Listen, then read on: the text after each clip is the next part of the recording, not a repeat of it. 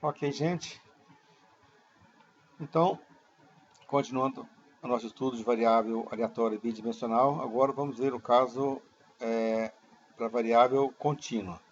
Aqui não é A, aqui é B, porque o A foi o caso da variável discreta, né? Vou só minimizar aqui, rapidamente, consertar isso aqui. Pronto. Então, B, variável aleatória contínua. Tudo que eu falei lá na variável contínua, discreta, desculpa, vale aqui para contínua também. Onde estava somatório, vamos trocar agora pelo sinal de integração, tá bom? Então, a variável xy será uma variável aleatória, contínua bidimensional, se esse par xy puder assumir todos os valores em algum conjunto não enumerável. Como são duas variáveis, duas dimensões, então é um plano, porque uma dimensão só é a reta, duas dimensões do plano, três o espaço, né? Então, estamos falando de variáveis, então, onde os valores se distribuem num conjunto não numerável, quer dizer, numa região do plano. A função densidade de probabilidade conjunta é que nós vamos ver agora. Definição: seja xy uma variável aleatória contínua, bidimensional, nós dizemos que o par xy é uma função densidade conjunta de probabilidade das variáveis x e y se satisfazer as seguintes condições, que são parecidas com aquelas que nós já vimos lá atrás. Condição 1 é que a densidade conjunta tem que ser maior ou igual que zero para todo par ordenado xy. E a condição 2 é que, integrando de menos a mais infinito duplamente, a função conjunta dx dy, isso tem que igualar a 1, tá bom?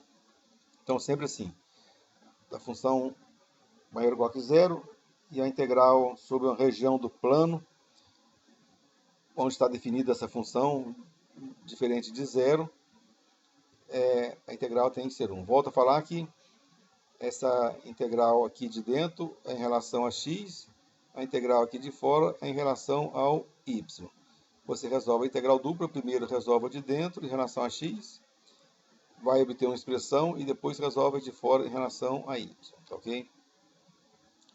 Bom, então para calcular a probabilidade de que o par xy pertença a uma região qualquer do plano, nós fazemos assim.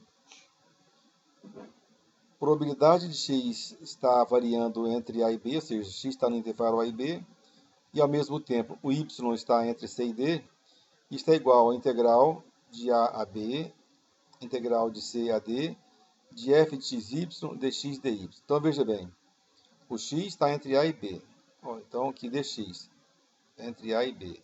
O y está entre c e d, então de fora é o y, integral entre c e d. Então, a integral de dentro em relação a x, a integral de fora em relação ao y. A função densidade e probabilidade marginal de x e y ainda. As funções densidades de probabilidade das variáveis aleatórias x e y são obtidas de forma análoga ao cálculo discreto, só que agora levando em consideração o sinal de integração. Então, vamos ver a densidade marginal de x. O f de x é a integral de menos a mais infinito de f de y dy. Então, lembra que lá no x era somatório. Para encontrar a marginal de x, quem variava era o y. Aqui a mesma história. A função conjunta, a integral em relação a y. Tá?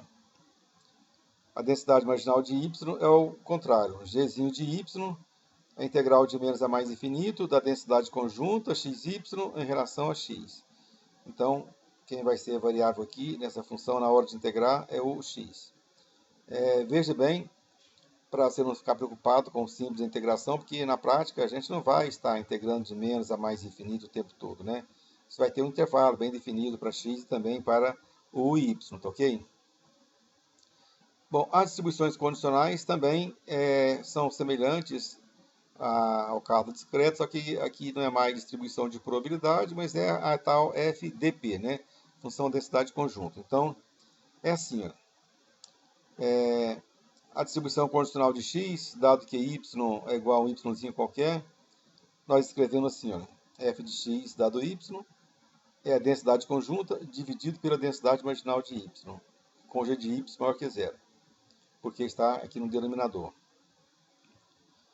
E de forma análoga, você obtém a densidade condicional de y dado x. Em cima não muda, é a mesma densidade conjunta, mas embaixo é a densidade marginal de x. E também tem que supor o f de x maior que zero, porque está aqui no denominador, tá ok? Então, essas funções de densidades de probabilidades condicionais satisfazem a todas as condições impostas que nós vimos lá atrás, as variáveis aleatórias com uma dimensão. Isso quer dizer que para um y fixo nós temos o seguinte, olha. O y fixo que já ocorreu. Então, a densidade de x, densidade condicional de x, dado y, é maior ou igual que zero. E a integral de menos a mais infinito da densidade condicional de x, dado y dx, isso também é igual a 1. Fiz aqui até as continhas, resolvi colocar aqui as continhas para vocês, para mostrar que isso dá 1. Então, continuo com as mesmas condições. Lá do início, que toda probabilidade tem que ser maior ou igual que zero e a soma de todas as probabilidades tem que dar 1. Aqui não somamos, mas integramos de menos a mais infinito. Bom, quando falo de variáveis aleatórias bidimensionais, então são duas variáveis. Um assunto interessante é verificar se essas variáveis são independentes ou não, tá? Isso é assunto de interesse de quem estuda estatística. Porque se as variáveis forem independentes, isso pode facilitar muito a nossa vida na hora de calcular essas funções de densidades, conjunta, condicional, marginal, enfim. Então, para que a gente analise se duas variáveis aleatórias são independentes ou não, nós partimos dessa definição 1 aqui. Seja xy uma variável aleatória discreta, vamos considerar então o caso discreto primeiro, e dizemos que x e y são independentes se somente se isso aqui ocorrer. Se a probabilidade conjunta, ou seja, se a distribuição de probabilidade conjunta fatorar no produto das distribuições de probabilidades marginais para todo par xy. Se isso acontecer, é porque x e y são independentes. Se um dos pares xy não verificar essa igualdade aqui, então é porque elas não serão independentes, elas serão variáveis aleatórias dependentes, se houver não igualdade, mais uma diferença, tá? Aqui está aqui. Definição 2, seja xy uma variável aleatória discreta. Dizemos que x e y são independentes se e somente se. Aqui está a probabilidade condicional de x dado y, se isso for igual à densidade, ou desculpa, a função de probabilidade marginal de x para todo i e j. Então, o que estou dizendo aqui é que se o y já ocorreu, e ele já ocorreu, porque está do lado direito aqui da barrinha, né? Então, dado que a variável aleatória y já ocorreu, e se mesmo assim, quando você for calcular a probabilidade da variável aleatória x assumir um valor qualquer, se isso for simplesmente a probabilidade de x ser igual a x, então é porque y não influenciou em nada no cálculo da probabilidade de x e, portanto, são independentes. Ou de forma equivalente, agora invertendo, ao invés de x dado y, é y dado x, tá? Então, vale a mesma história, a mesma leitura. Já na definição 3, nós vamos tratar do caso de variáveis aleatórias contínuas e dizemos que elas são independentes e somente se isso aqui aconteceu, né? Se a função densidade de probabilidade conjunta fatorar nas densidades marginais de x e y, para todo x e y. Se isso se verificar, elas são independentes. Se não, elas não são independentes. E a definição 4, ainda com variável aleatória contínua, nós dizemos que x e y são independentes se somente se a densidade marginal de x dado y, densidade condicional de x dado y, for igual à densidade de x. E, evidentemente, o contrário também vale. A densidade condicional de y dado x, se for igual a g de x, g de y, desculpa, então elas são independentes. Então, mas é bem fácil verificar essas condições aqui, tá, pessoal? Não precisa ficar assustado com isso, não, tá? Isso não é nada difícil de se verificar, não, tá bom? No exemplo, eu vou fazer um exemplo completo, do começo ao final, para vocês verem que esses cálculos são bem simples de se fazer, tá?